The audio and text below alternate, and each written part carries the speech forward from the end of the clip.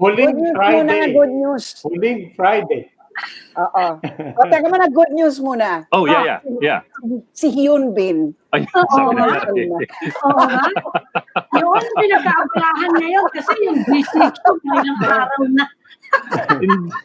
Sino pa naman mahilig sa mga Korean novela? Wala nanonood ng Korean novela sa Pilipinas eh. Ang yung haseyo. Yang katabi mo, ayan, ano yan, ang tawag dyan, Ajuma. Ajuma tawag dyan, yung nasa tita. Yes. Ano yung tita sa Korean? Ajuma. Ayan. Tsaka, spoiler alert yan, kasi people were expecting that ad to come out sa Monday pa. Biglang lumabas. A few moments ago, biglang lumabas. Nagulat nga ako eh. Meron na eh. Anyway, okay, but back to not so good news. At least the big story for today, at least coming into the weekend is I think we will have a dry run over the weekend for the transport system going into Monday. And they expect, I mean, the officials we were talking to expect Monday to be quite colorful. Interesting. Okay, interesting. Maybe it's a better word. Paano colorful na maraming participant? Ang hirap kaya. So siguro colorful, madugo, colorful. Saka ini-install pa nila sa EDSA yung mga hindi ba yung mga waiting area for the inner lanes na and the traffic barriers, the traffic barriers. Kaya ang nakakashock. So for those who don't know yet, oo, kailangan pa nilang tumawid. So kailangan nila gumawa ng pedestrian crossing. Yung gagawa daw from sila. the island to the sidewalk. Ang mangyayari, patitigilin mo yung mga vehicles, di ba? So para ka naglagay ng traffic lights sa EDSA, kung saan merong pedestrian lane. Very 80s ba? Very 80s. Tandaan niyo yung EDSA na may stoplight pa. Ay, no, diba? Kaya nga tayo nag-flyover para tuloy-tuloy, diba? Pero hindi, ngayon, baka prefab yung ilalagay na pedestrian walkway. Diba meron but even that takes time eh. Even that takes time eh. And ang sabi ni Bert Swansing tsaka ni Lorenzana this morning when we were talking to them, in the meantime, they will be having people cross the street at ground level. So may mga temporary pedestrian stops. They're looking at possibly 16. But there's a fundamental value there then, to be fair. Diba? Parang to put into context, basically, what that policy is saying is that commuters and pedestrians first, ahead of private cars. And kasi when you look at it nga naman, and we've had guests emphasizing that, 80% of the people who use EDSA are on mass transit. So, kailangan talaga sila yung priority. Kung tumigil man yung traffic, basically that's what government is saying, that in this particular case, ipaprioritize natin ang public transport going na public. Yes. Saka napakalaking indication ng going to normality, yung babalik na yung mass transportation. So, kailangan yung to restart the economy eh.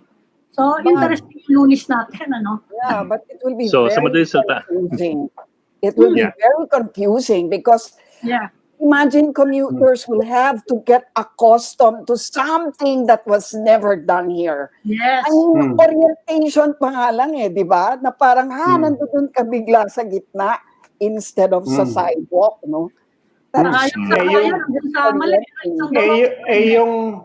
Yung social distancing nga lang, it took us how many weeks for that message to get across na social distancing lang, maglayo-layo. Ito pa, tuturuan mo pa how to get to buses in a different way on the other side of the street and so on.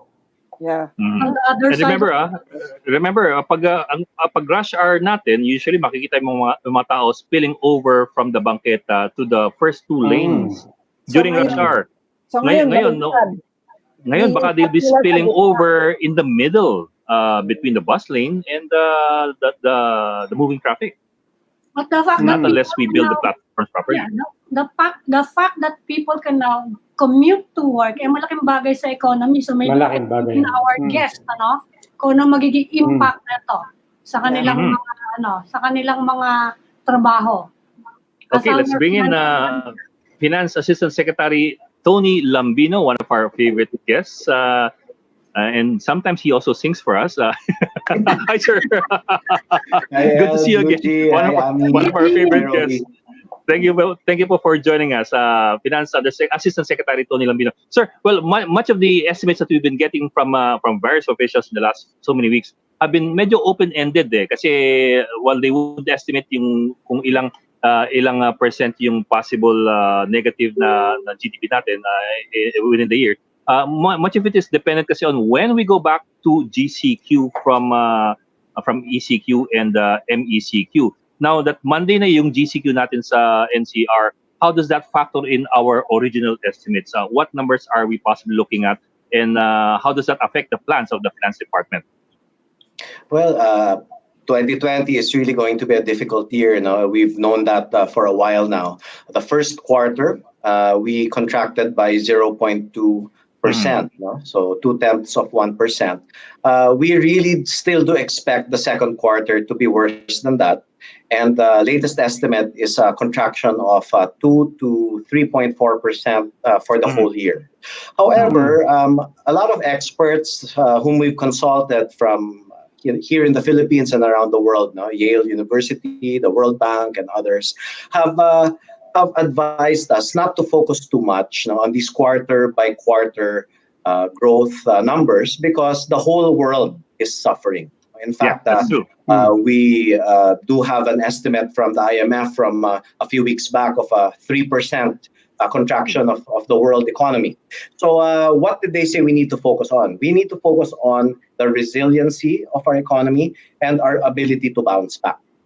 And one of the indicators that we find very hopeful is when on April 30, even after the first quarter GDP number had come out, the Economist magazine, one of the most respected publications in this field, said that the Philippines is sixth among 66 emerging economies that they ranked.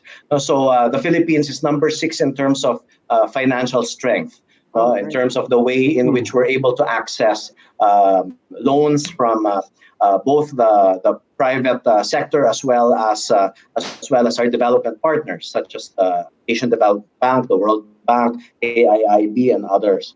So the way in which we've managed, for instance, our revenues is seen as something that is going very well for us.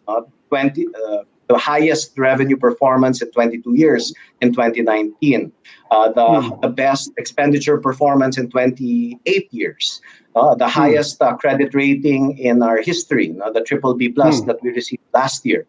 So if you put all of those things together, then you see that we came into this crisis with a very strong economy, which means that we also have the ability to bounce back well. And I guess the alternative would have been in the past, when we were not this strong, it would have been harder to bounce. Yeah, but Asec, ability is a much bigger topic than our position to access funds and to take on loans. Another question that people are asking therefore is, regardless of where you get the funds, how will it be spent? Where will the priorities lie in terms of spending and using whatever funds we get? Yeah, well, first, we needed to make sure that we help those who were hit the hardest. That's why there was a 4-pillar strategy that was crafted early on, as the crisis was just starting. And the first priority was to help informal sector households, those who are under the no work, no pay arrangement. So 18 million was the estimate given the 2015 listahanan figures adjusted for population growth. And there have been adjustments to that number. I think there might be an expansion of that beneficiary list. But the idea was a simple one. Let's provide cash to those who don't have any, and they need the money to put food on the table, to pay for basic necessities. Now, during that time, these were the first few weeks of the crisis, and when we went into ECQ in late March, we asked the private sector to help their employees. And so many firms did that. No? They continued paying the salaries. No? These are the ones who have contracts, right? Compared to the ones I mentioned earlier who are in the informal sector. And so those who do have a contractual arrangement with an employer, they were helped by their employer for a few weeks, their employers for a few weeks. But we knew that especially for the small businesses, the cash flows would get thin very quickly. So there were several things that were done. First, loan grace periods on loan repayments with no interest on interest, no penalties and fees for the duration of that grace period. Second, DTI came out with a grace period for rent because these are the main expenses of small businesses. No? The loans that they have to repay, the rent that they have to pay, and then the salaries. That was the biggest piece. No? And we really put a program together that would address that and complement the informal sector subsidy, which is the small business wage subsidy for an estimated 3.4 million employees of small businesses. And I'm happy to report that in a span of a few weeks, we were able to identify, without an initial master list in the beginning, through the use of databases of BIR and SSS, cloud computing technology, and other online tools, we've been able to identify 3.07 million already of these beneficiaries, and more than 3 million have been sent their subsidy, their wage subsidy for the first tranche, 1 month, and then more than 1.4 million for the second tranche. So this really shows that we need to use and harness digital tools in order to do these subsidy programs efficiently and effectively. Now, that's on the helping those who need the most help right away part, right? The second pillar of that 4-pillar strategy was to make sure that we continued providing resources to the health sector so that they could fight COVID-19 directly. And that was for the purchase of PPEs and the like, for the increase of our testing capacity. Actually, it's not just testing now, it's test, trace, and treat, right? So that was the second pillar. The third pillar was to make sure that we help the economy overall and put together the resources needed for our economic recovery plan. So the Bangko Sentral ng Pilipinas reduced the reserve ratio requirement by 200 basis points, freeing up around 200 billion pesos. They reduced the policy rate, I believe 125 basis points. And also, we started making sure that we were sort of first in line with our development partners who, because of our BBB plus rating, our credit rating, and good debt management performance with a decreasing debt to GDP ratio from 74.4% in 2004 to less than 40% in 2019. So they were willing to lend us at low interest rates and long repayment periods. And so that was the third pillar, the liquidity and making sure that we were putting together the resources necessary. By the way, the Bangko Sentral also put in place a 300 billion peso bond purchase agreement. So all of that was in preparation for where we're moving now, which is Pillar 4, the Economic Recovery Program. And so there are a number of priorities there. Let me state a few quickly because I've shared a lot now over the past few minutes. But really, the first is to restart our build program subject to minimum health standards, because we know that infrastructure development does have the largest multiplier effects in the economies. Second, the Secretary of Finance has mentioned that we need to hire a lot of contact tracers to lower the peak of infections and also provide jobs. And those estimates are ongoing between the IATF and the Department of Health. Third, how do we increase demand, which is a big driver of our economy? So we stimulate consumer spending by reviving the manufacturing of products that have strong inelastic demand. Right? People will buy them anyway because they need them every day. So food production and logistics. Now, even though the sentiment for consumers is not so good now compared to what it was before the crisis, but people will buy food, and food needs to get to the table. So food production, logistics, and the whole value chain. Those are some things that we would really like to support. And the last is to attract foreign investors. to relocate from other countries. We've heard a lot of updates in this space from, for instance, Chinese companies leaving, other investors leaving China and other places and looking for complementary investment areas. Package 2 of the Comprehensive Tax Reform Program, or now what we call the CREATE Bill, is one of the major reforms that we are pushing in order to attract more investments and, most importantly, lower the corporate income tax rate that has been way too high for too long for most businesses in the Philippines. So we're looking to an immediate 5 percentage point reduction from 30% to 25%, so that especially small businesses will have more money to retain workers and pay their bills, electricity bills, whatever else they need to pay for. Asec, you're talking about a lot of pump priming and spending, and the government initially said the places that will be placed under GCQ, yung mga tao will no longer get the SAP, the Social Amelioration Program, but now they changed their mind. Ayan daw kasama pa rin. And that's a lot of money. That's billions and billions. Where are you going to get the taxes? Especially now that all the businesses are suffering. You're not getting, you're starting to collect taxes in the first 2 weeks of June. Ano yung specific na talagang balak niyong pagkunan ng pera, all this money?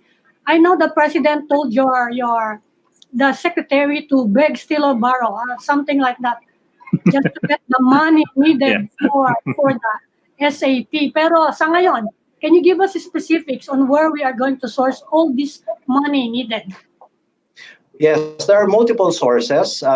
In terms of tax revenue, actually from the corporate sector, the taxes due in June were from revenues that these businesses received in 2019. So in terms of the reduction in revenues, we're really looking more at next year. We'll still be able to collect a good chunk of change in terms of corporate income taxes. The second source of revenues or of resources that we were able to identify were the excess funds of the government-owned and controlled corporations. At this point, I believe it's around 130 billion pesos that's already been turned over to the national government from the GOCCs. So they've been contributing to this effort to fight COVID-19. I mentioned earlier, the Bangko Sentral ng Pilipinas put in place a 300 billion peso bond repurchase agreement. So that's already been made available to the national government. There's also more than 300 billion. No, it's increased quite a bit since we first estimated it for the ODA, Official Development Assistance, and a lot of other countries have now started getting in line, but we were quite early in the game, so we were able to negotiate pretty good deals earlier. So these are some of the major sources of financing. Asec, go ahead, Lucy, sorry. Okay, Asec, I understand that you had to adjust certain provisions of the original CTIRA for this CREATE, but how are you adjusting in the light of the COVID and the pandemic? Well, the adjustments are really made because of the pandemic and the negative effects. What provisions did you actually insert there that will need congressional approval very soon?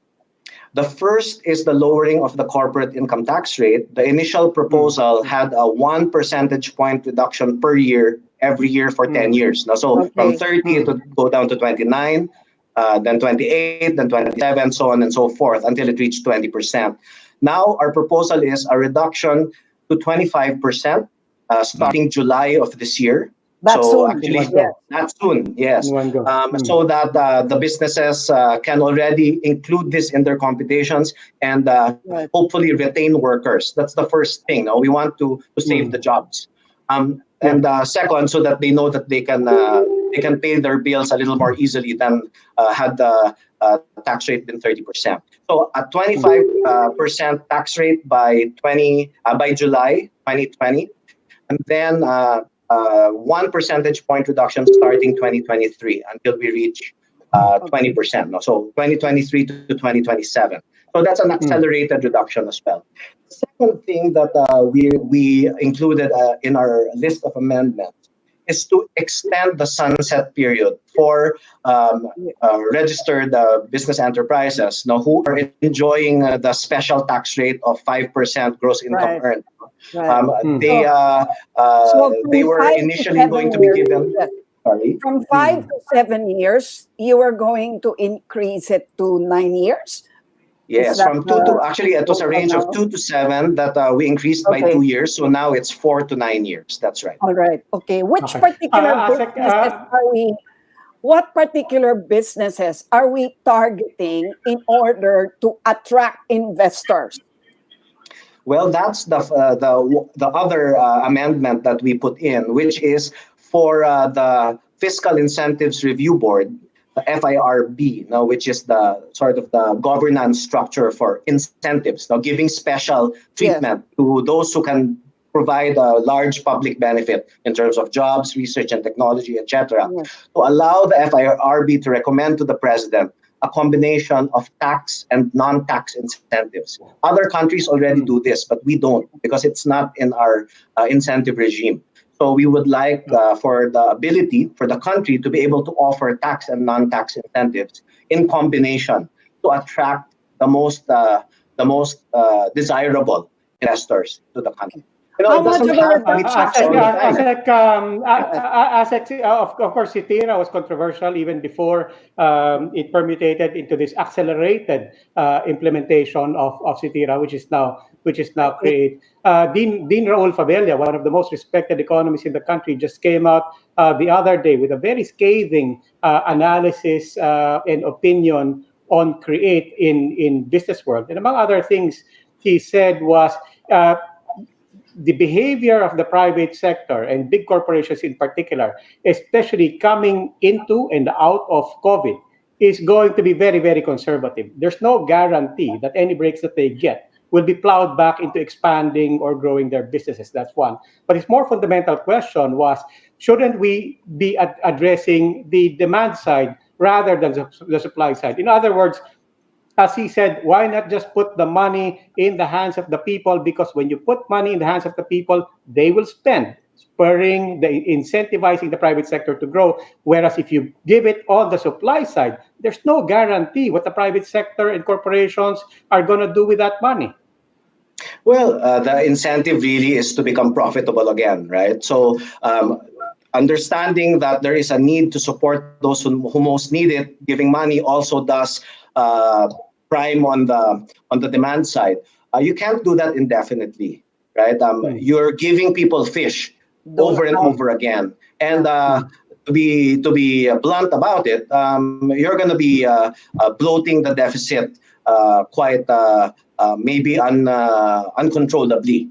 So you got to do both. We've already started with the subsidy program, and that's already being rolled out. But at the same time, you've got to give those who have the tools to create the jobs that will provide the recurring streams for households, the sustainable income. You've got to start getting that online very quickly. But complementary to that, of course, is the Build program. Infrastructure provided an estimate of 3 million jobs in 2019 alone. The Build program, just because of the sheer number of projects, the number of workers required was also tremendous. So if you even talk to contractors at the time, they were telling us it was hard to find workers and that the salaries were going up because of the demand. So those are a little more sustainable because not only does it provide jobs, but it also improves the climate for businesses, for households, and has, as I mentioned earlier, large multiplier effects. So it's a balance. So you got to provide the subsidies, but you can't do that indefinitely. You also have to be allowing for the private sector to invest, and find their way back and their path back to profitability. Okay. Last question na lang. Sige. How much of a reduction in tax collections do you now expect because of all these tax incentives? So, Luci, this is the largest stimulus program in terms of reduction of taxes now in the country's history for Yeah. enterprises. For 2020 alone, because it's going to start in July Yeah. until December, our Yeah. estimate is 42 billion pesos that the government will no longer collect from businesses, and that the businesses can use to recover and bounce back. Okay. For the succeeding 5 years, 2021 to 2025, we're looking at a reduction in corporate income tax collection of 625 billion pesos. Wow. Heavy rin, ano? Okay. Mhm. All right. Okay, before we go into a gap, we would like to express appreciation to Assistant Secretary Tony Lambino for joining us tonight. Sir, always a Thank pleasure you for to have you having on board. Thank Thank you, Thank you. Asec. Thank you. Okay, we'll just go into a gap, so please stay with us.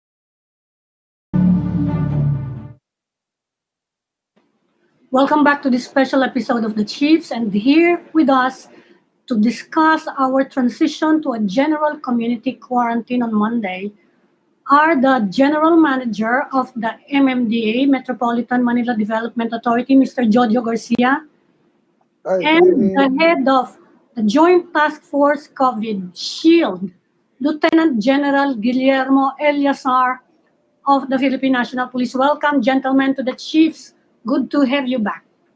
Hi, good evening. General, good evening po. Magandang Yes. gabi po sa inyo lahat. Okay. Marami po nag-aalala because we're starting on Monday and there seems to be a lot of confusion, especially with transportation, yung ginagawa ngayon sa EDSA. Maybe we can start with Mr. Garcia.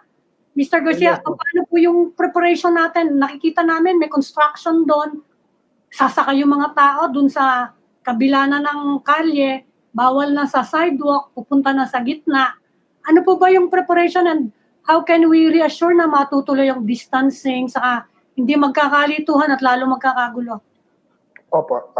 Una-una pa no, this is a project of DOTR in cooperation, of course, coordination with MMDA and DPWH. No? Actually, matagal na po ito.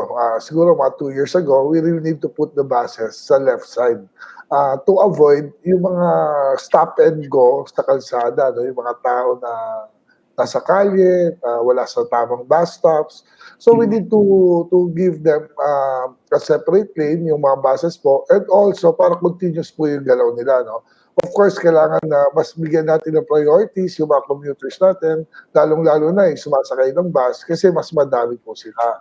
So, kaya lang, right now nga, hindi tayo magpo-full operation kasi ang hirap po talaga, no? I-control ngayon yung physical distancing natin. We should always remember, no? Even though mag-GCQ tayo, we're still in the community quarantine stage, meaning yung COVID po nandiyan pa. So ang ating first priority, no, is safety and the health. And then second pa lang, yung how to transport people, no? So sa ngayon po, wala tayong city bus and jeeps, no? Kasi nga, nakahirap i-monitor dahil stop and go sila anywhere they can load or unload passengers. Unlike itong mga P2P buses natin, from point of origin, kaya natin i-monitor kung ilan po yung sakay nila and they cannot unload or load passengers sa middle ng sa mga kalsada po. That's why I really don't know the timeline, but definitely we will going to start on Monday. Hindi po regular buses to, no? If we will augment the MRT. Alam natin yung MRT, less than 20% lang ang capacity niyan. So we need some buses to help them and then to give them a special lane, meaning hindi po maaabala yung pagtakbo ng mga bus. So mabilis pa rin yung takbo po nila. So anong mga unang P2P buses? Anong ruta yon? Starting from say, ano yan? The whole stretch of Trinoma EDSA. all the way, the whole stretch. So walang tigil. Yes. Walang tigil anywhere. Actually, on EDSA. For the start, there's some infrastructure, no, na kaya nating habulin. Ito yung mga MRT stations, no. So once na pumwede na, no, na safe na yung mga infrastructure natin, pwede sila mag-stop dito, no. So that kumbaga yung mga commuters natin hindi naman mahihirapan masyado kahit paano makakapag-stop sila sa middle, no, from North Avenue to Ayala. Sir, so bale hindi siya P2P. This will be like regular buses almost, except EDSA lang sila dadaan. Right. At limited line number para augmentation na talaga. Yes, kasi talagang design natin, no, if you remember yung last interview nyo po, na yung routes, no, kumbaga binabago na natin eh. Very obsolete na yung mga ruta po ng buses natin. Right now, yung existing natin, we have more than 80 routes, no, ng buses sa NCR pa lang. 60 plus of those, dumadaan ng EDSA. So we have more than 4,000 buses. So just imagine, kaya talagang congested na yung EDSA natin sa dami, no, na mga dumadaan. Kaya nga ngayon, ang gagawin po ng DOTR, ng LTFRB, may kanya-kanya lang ruta ang mga bus natin. No? Meaning, kung EDSA route ka, isa na lang ang dadaan ng EDSA. Ikot lang sila ng ikot, parang rotonda. So, ang EDSA natin, magiging connector road na lang. No? For example, galing po kayo sa north, going to south, Fairview to Alabang, from Fairview, sakay ka ng bus, ng EDSA, then sakay ka ng EDSA bus, then babaklit, sakay ka ng going to south. So, ang challenge natin dito, yung 3 beses, no, sila bababa or sasakay. But remember before, from north to south, it will take you more than 3 hours because of traffic, no? Pero dahil nga dedicated na ang mga routes natin, mas mabilis ang biyahe ng mga bus natin, mas mabilis po ang biyahe nila.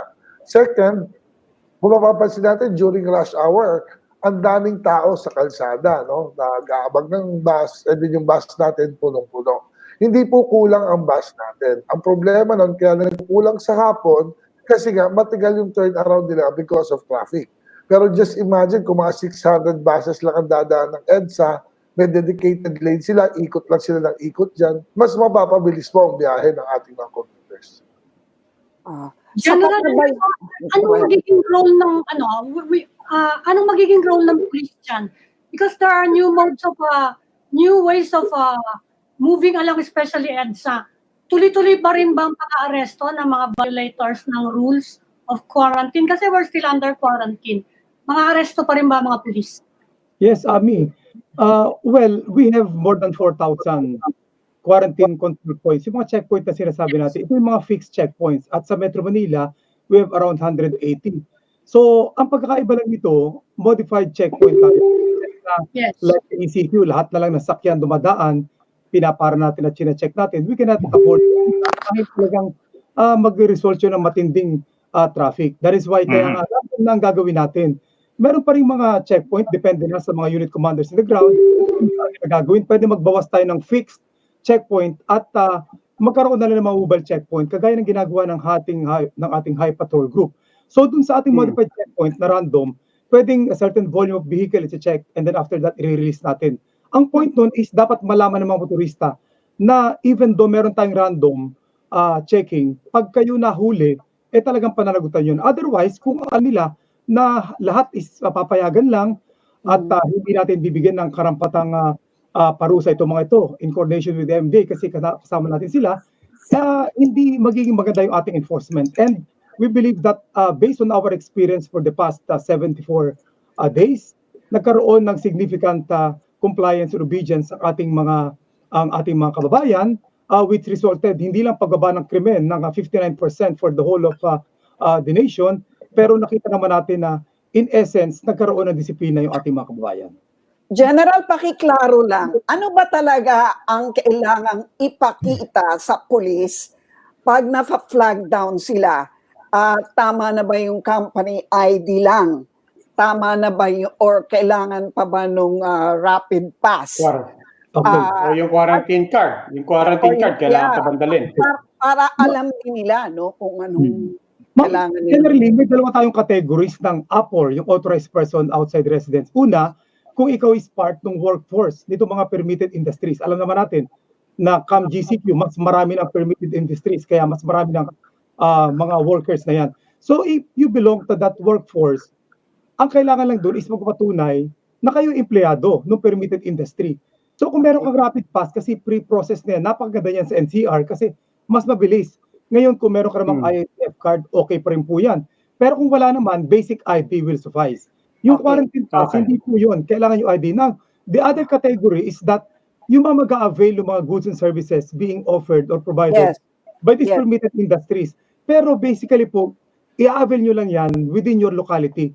So hindi kayo magkukross ng border. So hindi ako pwede mag-shopping sa Mandaluyong or mag-grocery sa Mandaluyong kung Quezon City ako. Tama po yun. Kasi lahat ng syudad sa atin, lahat tayo meron butika, meron tayong department store, grocery. So i-avail nyo yan. So basically, pagdating doon sa mga checkpoint natin na usually nasa mga borders and boundaries, hindi kayo patadaanin kung you belong to that category. So in essence po, yung quarantine pass kasi, yun yung nasa ECQ po tayo and MECQ, kagaya ngayon na one member per household can avail of these services. Ngayon po kasi pwede na pati yung ibang membro as long as healthy ka and from 21 to 59. As long as i-avail mo yan doon po sa locality mo at siguraduhin na yun po yung lakad nyo. Hindi pwedeng porque GCQ na tayo, pwede nang mamasyal, dumalaw sa mga kaibigan, hindi napuntahan, pumunta sa mga mag-anak. Hindi pa rin po pwede yun. Kaya nga, basically, kaya nga may CQ pa rin tayo community quarantine, stay at home, at kung lalabas ka, may importante kang gagawin, hindi yung magko-cross ka ng border. So, kung worker, kailangan may pakay ka talaga. Tama po yun. Unless kukuha kayo or travel authority kung magko-cross ka ng border o lalabas ka, lalo na dun sa mga locally stranded individuals na tinatawag natin. So, yung mga seniors ba, General? Okay, GM Garcia, gusto ko lang sundan yung questions gusto ko lang sundan GM Garcia, yung kind of questioning the practicalities that people that need to consider. Sa modeling nyo po, let's say legitimate, I have to get from Quezon City to Makati. Sa modeling nyo po, what should I expect? How much time should I allocate for myself if A, I'm in a private car, or if B, I'm taking public transport? Okay. First, sa private car, no, definitely, hindi pa namin na-expect kung ilang percent talaga yung lalabas. No? Sabi ko nung first day ng MECQ natin, sa modified ECQ, pero sobrang dami ng tao, even sa malls, ang dami, wala naman silang gagawin doon. Ano? So ngayon, of course, by Monday yan, definitely madami na namang testing dyan. Madaming lalabas. No? Kaya nga, nakikiusap kami, sabi nga ni General Eleazar, baka pwede, kung hindi naman ganun ka-importante, huwag ka nang lumabas ng bahay. Kasi we should always remember, no? Sabi nga, no? Kahit na-promote tayo sa GCQ, nandun pa rin yung community quarantine, meaning may COVID existing siya. Kaya ang inaano lang natin dito, kaya natin pinapayagan ngayon yan, sabi ko nga nung last interview, walang perfect decision dito. You should balance economy and health, no? So people should always remember, hindi porket nag-GCQ tayo, libre na tayo lumabas. No? So yung tanong nyo po, if ever magpa-public transport ka, kung mabubuksan po natin talaga yung bus augmentation, and then may solong lane talaga ang bus, from Quezon Boulevard to Makati, it will just take you 30 minutes, no? Kung makakapag-bus ka. Itong bus augmentation ng MRT. Kung private car ka siguro, mas tatagal ka kasi nga, depende pa rin Kaya nga, we're still thinking, no, if we're going to lift or not to lift yung coding natin by Monday. Kung nabalitaan nyo yung mga news recently, may modified coding tayo. Kaya lang hindi pa po namin maipatupad yan on Monday because we need to publish it, no? So most probably by next week na natin magagawa yung modified coding. Kaya talaga, no, ako, tansya namin sa MMDA, kung mga additional 60% ulit yan. Pero still, hindi siya yung katulad dati na 400,000 ang laman ng EDSA. Kasi tandaan natin, yung 4,600 buses every day na dumadaan dyan, wala yan. Kumbaga yung augmentation lang, mga 100 to 200 buses yan. So maluwag ang ating yung yellow lane pero nasa side na. Pagdating naman po sa mga private cars, sabi nga ni General Eleazar, may apport tayo, authorized person outside residence, no? So meaning, may mga establishments pa rin na hindi pwede. So babawasan natin ang empleyado niyan. Yung 50% workforce. At ang pinakamadami po, yung 21 and below na mga estudyante. That's hundreds of thousands, no, of students na hindi rin sasabay paglabas. So tingin namin, hindi siya ganun kabigat ng before COVID, pero definitely may traffic na. Matanong ko lang po, General Eleazar, yung sa senior citizens, ano pong ID ang pwede nilang gamitin dahil marami sa kanila hindi naman na nagtatrabaho, pero pwede pa rin gumawa ng mga essential services or kung ano man ang gagawin nila na emergency. Paano papakita nila? Well, basic ID po. Actually naman, Basic ID lang. na ito po mga minors and seniors, preferably dapat nasa bahay lang. Pero kung talagang kinakailangan at sila po ay nagtatrabaho, lalo po yung mga hindi naman ganun ka-senior. And then kung wala namang iba mag-a-avail ng kanilang mga goods and services, andun po yung humanitarian and medical reasons na i-allow natin yon. So, hindi naman po hard fast rule yan. Kaya nga lang, syempre, mag-check din po tayo, magtatanong yung ating police. At pasensya po ng ating mga kabayan, just like sa experience natin, itong sa ACQ and MECQ, hindi po manghuhula ang mga pulis natin. Kaya pag kayo po pinara, talagang magtatanong yan kung saan kayo, kung ano po yung trabaho nyo, so that we will know kung kayo po ay kasama dito sa mga authorized na sinasabi natin. Pero compared with the ACQ and sa ngayon na modified na rin po tayo sa MECQ actually, hindi na po natin i-check lahat ng mga sakyan. Pero uulitin ko po, para babala na rin sa ating mga motorista at mga kababayan, kung kayo po yung makakalusot, tsamba yun. Pero kung kayo po matsambahan naman, lalo na ating high patrol group, magsisisi po kayo kasi talagang tututuhanan namin kayo. Well, ito po yung mga bagay na hindi man kami nananakot, pero para po ito sa mga mag-violate ng mga batas natin. Pero sa mga law-abiding citizens, maganda po yan. Para talagang hindi naman masayang yung ating pinaghirapan nung nakaraang 75 days dito po sa ating panibagong yugto ng ating quarantine program.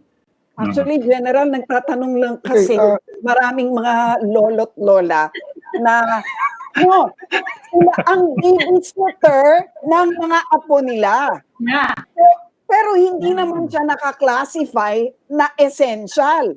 So ngayon nababalik na sa trabaho ang mga magulang, wala silang babysitter kasi hindi pwede lumabas si senior, si lolo't lola.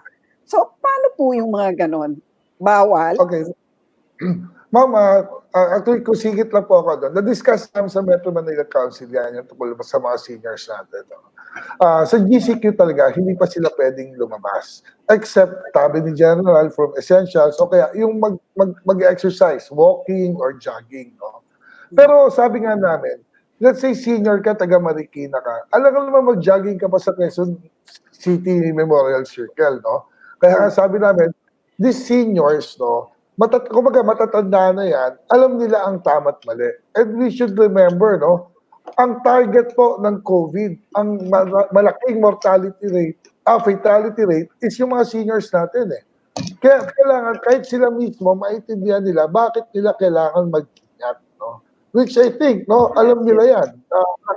Lahat naman ng news nakita natin.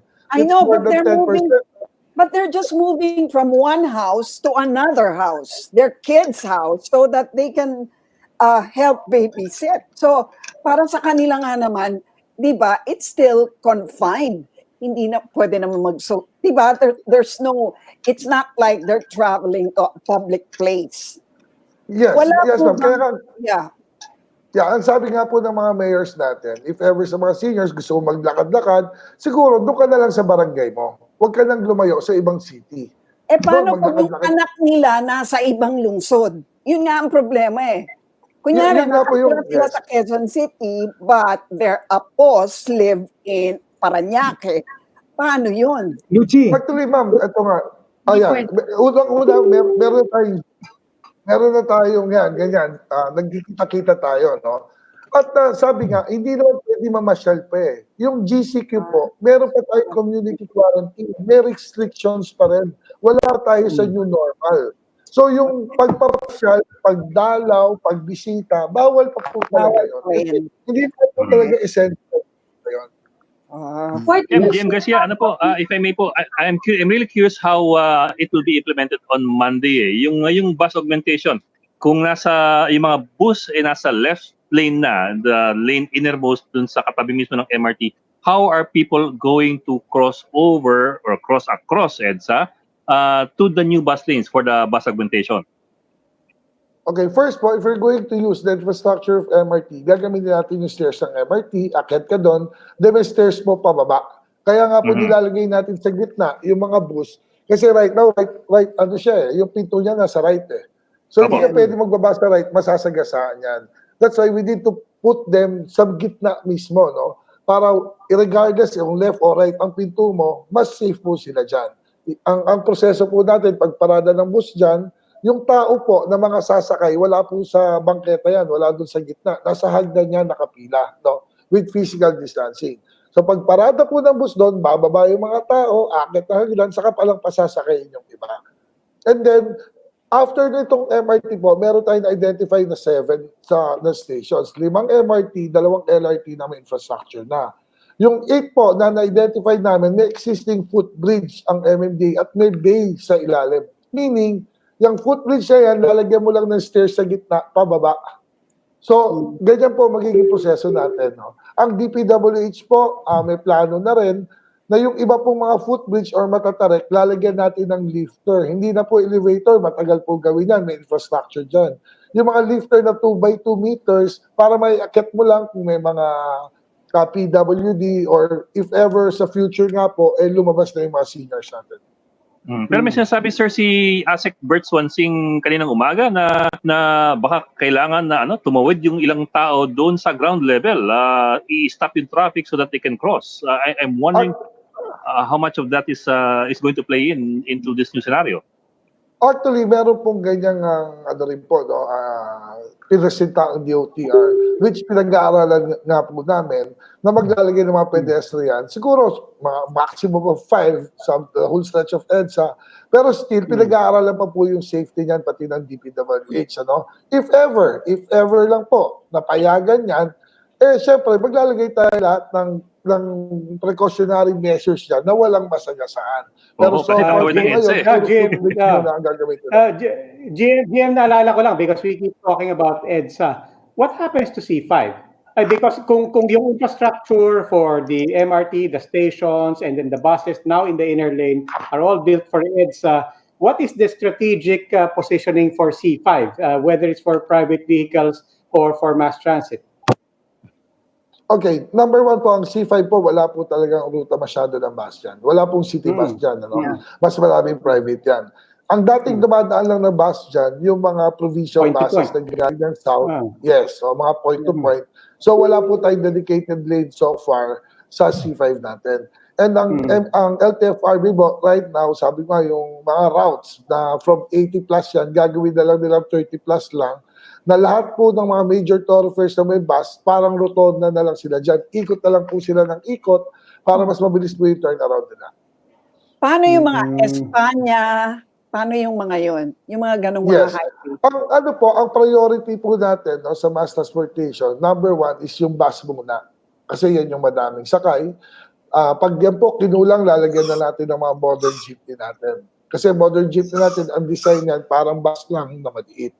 Pag kinulang pa po yan, saka palang papasok po yung ating mga traditional jeepney. Pero papunta na po tayo dun sa modernization and we support yung DOTR po pagdating sa ganyan. Balikan ko lang yung question about the seniors. Pwede na ba silang pumasok sa shopping mall? Kasi ang sabi, pwede na with a companion. Tama ba yun? Ay, hindi po. Actually po, generally, hindi sila dapat lumalabas, lalo na sa mall. Aalaw lang sila kung sakaling walang iba silang kasama na makapag-avail ito mga goods and services. Well, subjective po yun. Pero ang point natin kasi, ito naman po, hindi natin ginagawa para magpalusot. Ito naman rin para sa kapakanan nila. Kung sakali po talagang nagpalusot sila, hinayaan natin at may nangyaring hindi maganda, sila rin naman po ang maapektuhan nun. So basically, ito pong ating ginagawang ito, kagaya sinabi nga ni GM Jojo, community quarantine pa rin tayo and 2 notch lower pa rin tayo para pumunta dito sa sinasabi nating new normal. Kaya marami pa ring restriction. While it is true na marami nang allowed, pero yun, nililinaw natin, kung hindi kayo worker, hindi kayo dapat lumabas. At kung lalabas lang kayo naman at mag-avail ng goods and services within the locality na inyong na malapit sa inyong lugar. General, what are your thoughts on, sorry. Yung private car, yung ordinary sedan, ilan ang pwedeng isakay under GCQ? Well, actually po, doon sa pinalabas na guidelines ng DOTR, nakalagay po dyan na pag itong mga sakyan, basically bawat row ay 2 lang. So kung sedan, 2 sa unahan, 2 sa likuran. Kung van naman, maaring 6 kung may pangatlong row, at kung 4, 8 siya. And then sa mga buses naman, 50% reduced capacity. So ganun po basically. At ang tricycle, isang driver, isang nasa loob lang. At kung motorsiklo naman, sa ngayon, talagang isa lang at hindi pwede ang may angka. General, may tanong po ako dito, dalawang General, what are your thoughts on Senator Drilon's proposal to not make or to not mete out penal punishments or sanctions on those caught violating the quarantine laws? Well, so yes, ma'am. Actually, ma'am, di ba, for the past 73 days, we have accosted 185,000 violators. Pero 107,000 of them, hindi po natin yun binigyan ng multa or sinampahan ng kaso. Puro binarningan lang. So, titingnan natin, 60% na akos natin, hindi man talaga po natin hinuhuli. Kaya lang, kagaya nga po nung sinasabi ng ating mga city mayors sa Metro Manila, kung magiging maluwag tayo at hayaan natin na puro sita lang at hindi naman natin huhulihin yung mga yan, sa titigas ng ulo ng mga napakarami, kung ngayon nga po na may halong pananakot na tayo, in a way, dun sa mga hindi nagsumusunod sa batas, meron pa rin mga nag-violate. How much more? Kung alam nila na hindi sila huhulihin, kung nag-violate sila, nito mga guidelines na ito naman ay para sa atin. Okay. GM Garcia, yung nabanggit dati na maglalagbook pa yung mga driver ng mga lahat ng pasahero, tuloy pa po ba yun? Ang alam ko po, may guidelines po ang LTFRB dyan. Ano? Pero sabi ko nga, siguro mas madali yan sa mga P2P or provincial buses. No? Pero we should remember, bakit ba natin ito ginagawa? Hindi ito para pahirapan ulit. Ano? Or yung information na ganyan. No? Kasi right now yung COVID po, ang sabi nga natin, ang solusyon dyan, yung test, no? More testing, so that we can separate yung negative sa positive para mapagamot natin. After testing po, may tinatawag tayong contact tracing. No? Parang sa aeroplano po yan, pag sumakay kayo, may pipirma kayong health card dyan, tapos anong upuan nyo, anong contact number nyo, anong address nyo.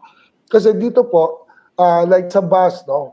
may mag-positive na isa dyan, at least pwede natin balikan sino yung mga nakasama niya, no? Para at least mapatest din natin. Ito yung pinaka-importante po eh. Dito kumakalat ang COVID eh. Doon sa contact tracing na hindi mo na-trace ng positive, may nakasama na palang ibang tao. Ngayon, dito po sa mga sinasabi nga natin, jeep and city buses na load-unload sila, talagang napakahirap po niyan, ano? Kung kaya natin magbigay siguro ng isang papel, fill up lang, anong name, address, anong time ka sumakay, mas mabuti po siguro yan. Ano? Kasi kaya lang po talaga natin itong ginagawa for contact tracing. Okay. And I asked because I wanted to ask nga General Eleazar as well. Sir, ano po ba ang role ng kapulisan natin in helping sa contact tracing, and as far as you know, for the entire infrastructure and human resource that we need, ready po ba tayo sa contact tracing na ganyang katindi?